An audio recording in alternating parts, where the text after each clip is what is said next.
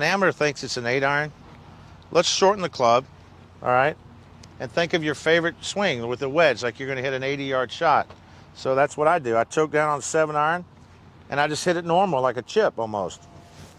Swing gets a little shorter, but the ball is going to be more solid because the shaft's a little stiffer and the club's a little shorter, so your chances of hitting a solid shot are much better than you are trying to grip an 8-iron on the heel of the grip, thinking that it's going to make you hit it longer, putting it back in your stance and gripping it tight. That's what you don't want to do.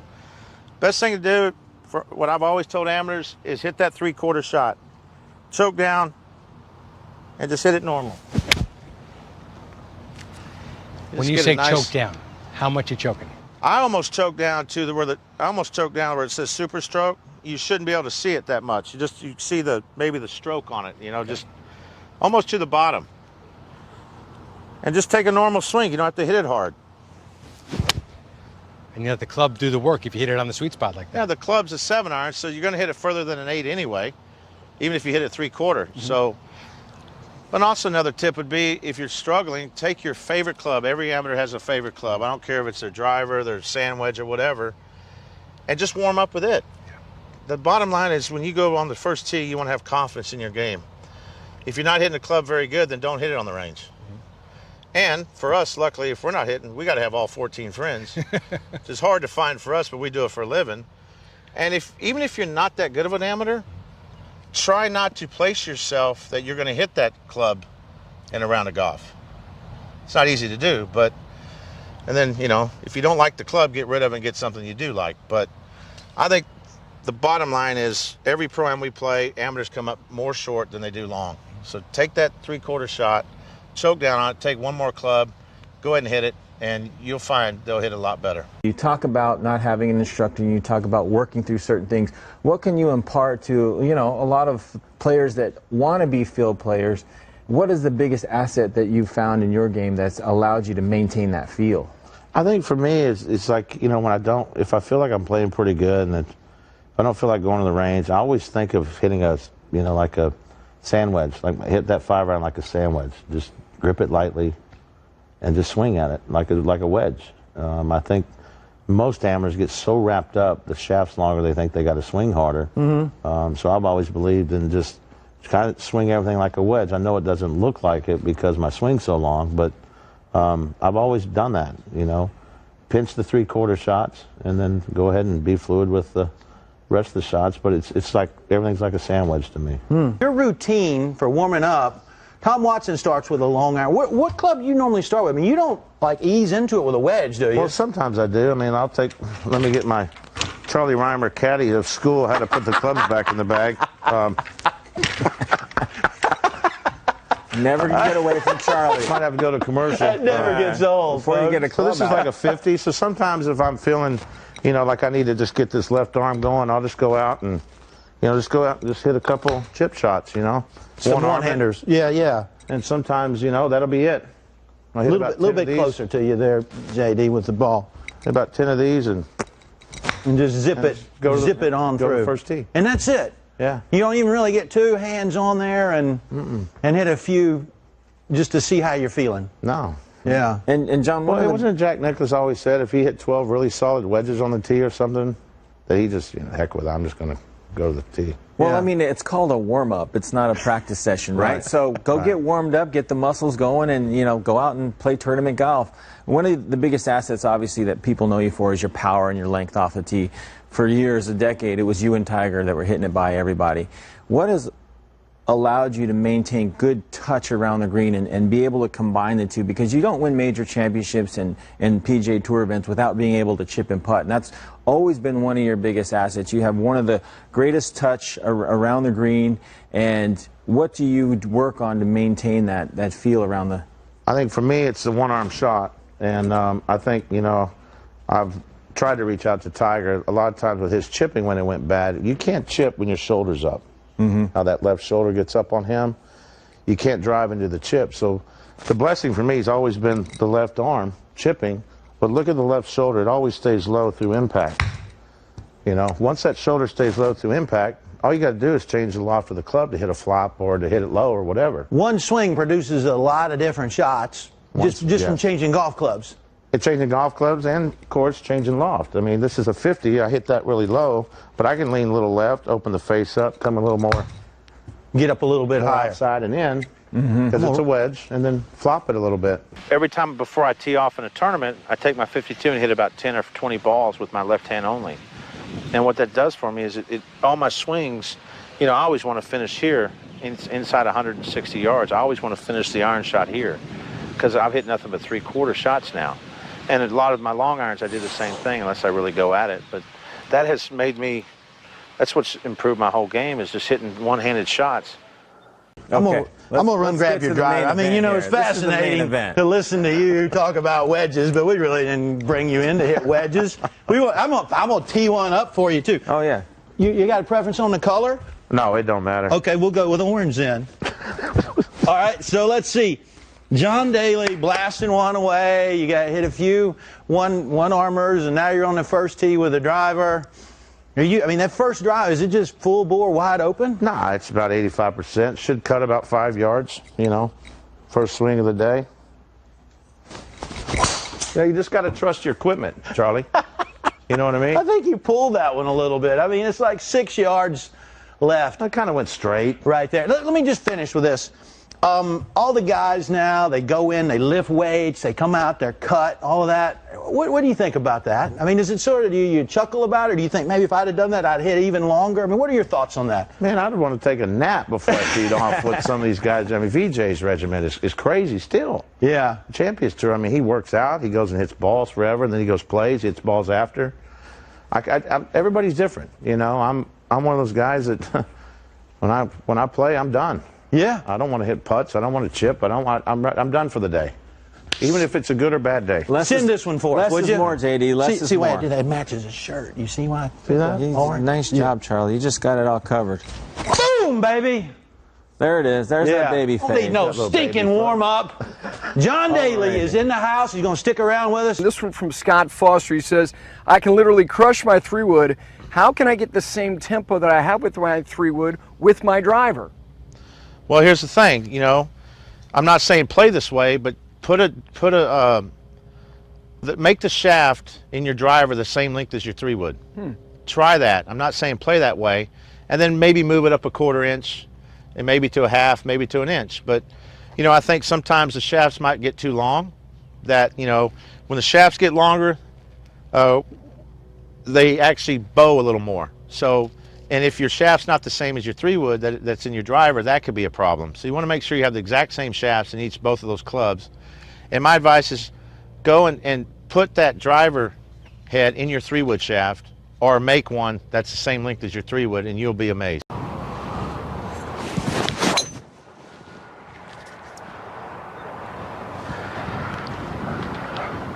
Well, at least I hit my line. I don't know where it's going to end up, but I've always been open, especially now I hit a cut, but I was even open when I hit a draw. The key to being open is, the good thing about it is, you always can get your hips through the ball. If you're closed and you're trying to hit a shot, you end up being like that, where your hips don't rotate and get through the ball. Yeah. But like I'm trying to hit that bird, that's where I want to start the ball at, but my feet are probably pointing at these trees. Yeah. But the club face is pointing hopefully right at that bird. I always believe wherever you point the club face, not where you point your feet. You watch. He can do more stuff with one hand than most people can do with two. You know, when it comes to hitting balls, this is what he does. Okay? Oh, gee whiz. Well, you hear Lee talking about the left arm, and the reason I started doing this, I got a little older, about 2000. Body didn't feel quite as good as it used to, and I wanted to go from a draw to a cut because the balls were getting harder, the balls were going further, and I couldn't control the draw as much, so I went to a cut and stood out one day and kept hooking these 8-irons and 9-irons, just hitting it like crap. Let me get my wedge, and I went out and just started hitting one-arm wedges, like with an L wedge and flop shot and all that stuff, and I felt this forearm here getting a lot stronger, which if your left arm's strong, you can work the club any way you want, like Lee was saying. So, wow, my left arm's stronger, so it's going to be easier to hit a cut. So I just started doing this, and it actually helped the tempo of my golf swing, because if you've ever seen me play, my swing's just a little past parallel. So when Lee was talking about deceleration, he's right. You don't want to decel, but I do this drill just so I don't, decel. And I practice it a lot. I don't hit them all solid, but that left arm is going just like Lee said, like up against that board. That's where I want to finish. And that left arm is right there ahead of the ball on the club, and that's where you want it. When I hit out of the rough, I like to loosen my hands up as much as possible. And right at impact, my left arm just basically hits the ball. The looser the grip, the better chance the club has a chance of getting through the grass.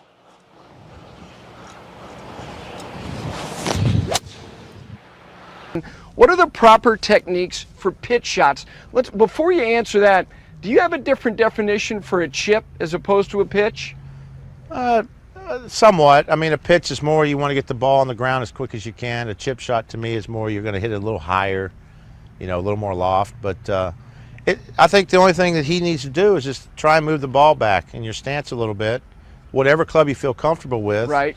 And, if you're going to hit a pitch shot, and what that's going to do is going to make it come out lower. And, it's a very consistent shot. But you just got to, like we just did on, on the 32 yarders, you just move the club back, and whatever club it is, depending on what club it is and how far the distance is, he's got to feel that. But a pitch shot, you pretty much see most guys will have the ball back in their stance, and it's kind of a, like I said, I'm an inside out, but a lot of guys are kind of outside and down.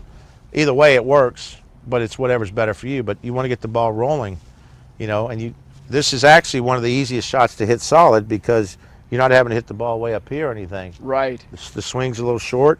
Take it back, and you just kind of hit down on it. 90% of amateurs that hit bad shots, it's their backswing.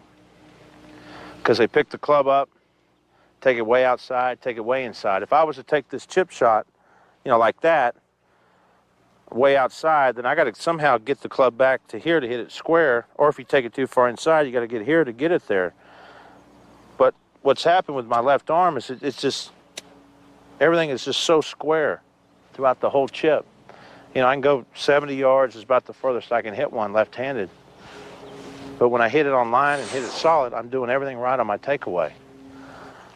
So when I go to hitting long irons and stuff, I feel like I'm chipping. I'm letting the left arm just take the club back, and the right arm's just sitting on there until impact. And the same thing with putting too.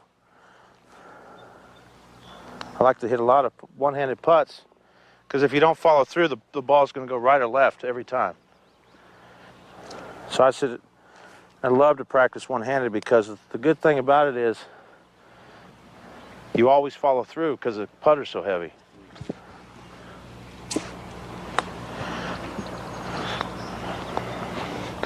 And that's pretty much a key thing is making sure you follow through every time you hit a putt.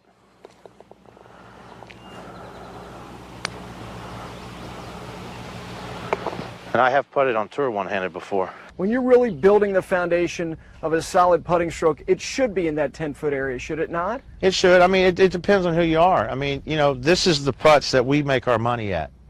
But I think practice what's not working for you. If you're not lagging it very good, well, hit a lot more of those. That's the great thing about golf. It's every day it's always something. I've had problems where I couldn't make a 2-footer. You just kind of sit there and go, oh my God, everything's off. But you go work on it. And the thing is, we hit 10 feet, 5 feet, 4 feet, 6 feet. This is our practicing for us. Mine anyway, and I'm sure a lot of the pros too. We'll spend maybe 3 to 5% on lag putting. You're known as being aggressive, but you have great feel and great touch. Are you a die putter or more of an aggressive putter? I'm pretty much both, and I think you get on real fast greens, you've got to become a die putter, because you don't want to have a 10-footer, 11-footer coming back. Very seldom if you playing Augusta, the Masters, you got to become a die putter. But like slower greens, Poana slow greens, or some Bermuda greens that are very slow, I like to ram those in, because it's hard to die them in. Otherwise, they kind of, it's easier to hit it offline if you try and die a very slow green, try and die the ball in the hole. So I kind of ram them when it's slow and kind of just die them when it's fast. Yeah.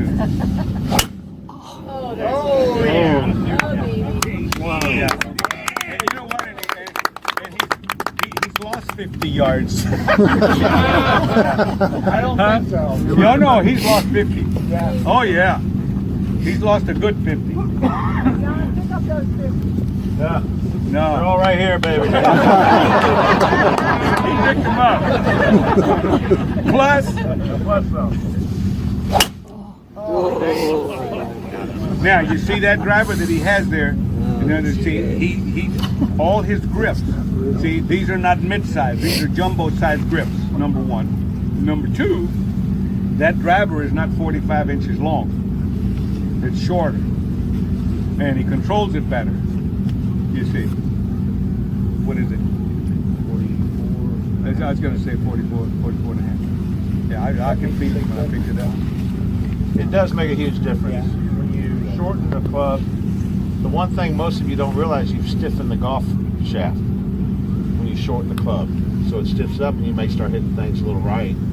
The longer the shaft, the more you hit it left. And like Lee was saying earlier, the long drive guys were 57, 52 inches long. Those are long drive guys. That Oh, yeah. hit it, and they've knocked that down to 52 now too. Yeah. So, but the longer the shaft, the more whippy the shaft should be, the more with tendency, if you're right-handed, to hit the ball left. The stiffer the shaft, you know, is the shorter the club. The club gets stiffer. Now we have S3 wedges. I have S3. It's a very weak shaft, but when it's that short, it's still pretty stiff. Right. So, something to think about when you're playing. But I've always been a guy that tries to swing the golf club, the takeaway especially like a wedge. And Lee is so right. That is, to me, the most important club in the bag, because y'all hit 18 greens every time you go play. No, we don't either. So, and you know, to get up and down in certain places that we do to win tournaments and stuff, that we go to that. That's our number one priority, because nobody wants to put a 5-footer when you should have chipped it to a gimme, right, or chipped it in. That's the way we do. Questions. We will answer your questions. What do you do with your sign when you join the junior? What's the best thing that you've given him as far as like your advice? Sure. Trust fund. Trust fund.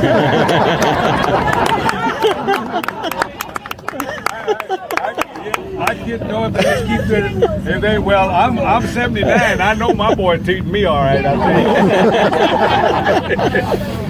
think. Thank you. No, he doesn't. You know, I taught him the grip and taught him some things when he was real little. He started playing with you too, and now I let the coaches do all of it. Oh, so you don't really do much coaching, or you just? I mean, I do. If it's, you know, but for Little John and me, one thing we've been lucky is ball position. Oh, good. I mean, there's two things for me: is ball position and the pace of my backswing. Other than that, if that's flowing, I feel like I'm gonna have a pretty good day. Thank you. A lot to be proud of. Yeah, and he's kind of the same way though, and he's so gifted around the greens that. You have any kids? You were with me last year. Huh? Three. You were with me. They don't listen to you, do they? Do they listen to you? No. What the hell? Why? You looking? Yeah, I get that out of my son. Hey, I'll go watch him play a tournament. He might not play good. I said, you just weren't finishing your backswing. Oh, yeah. And the next day he'll say, hey, Dad, Nick told me I wasn't finishing my backswing. He helped me out. The reason we do this, and I'm a proud wingman for Folds of Honor. I want to bring a very special gift.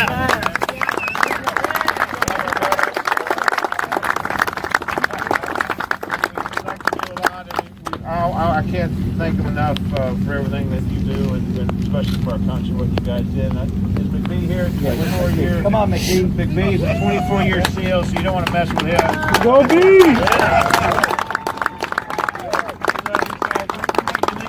official wingman for Folds of Honor today, by the way. You know.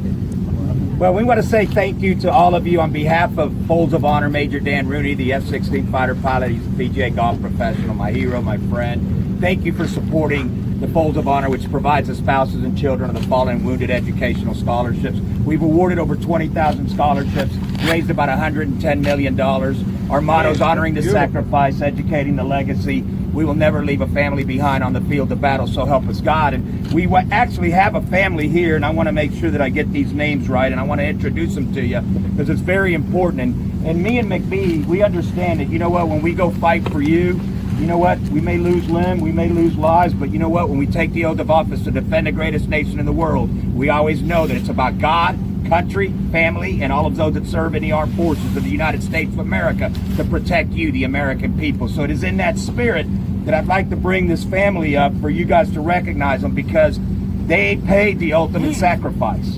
And Miss McCain, Sergeant First Class McCain, lost his life.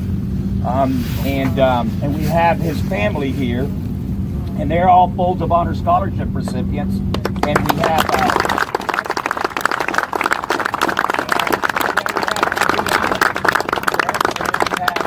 Brianna, Ashlyn, Chloe sick, correct, and Wyatt. But this is what it's all about in this clinic. And John, the work that you do, me and McBee couldn't thank you enough for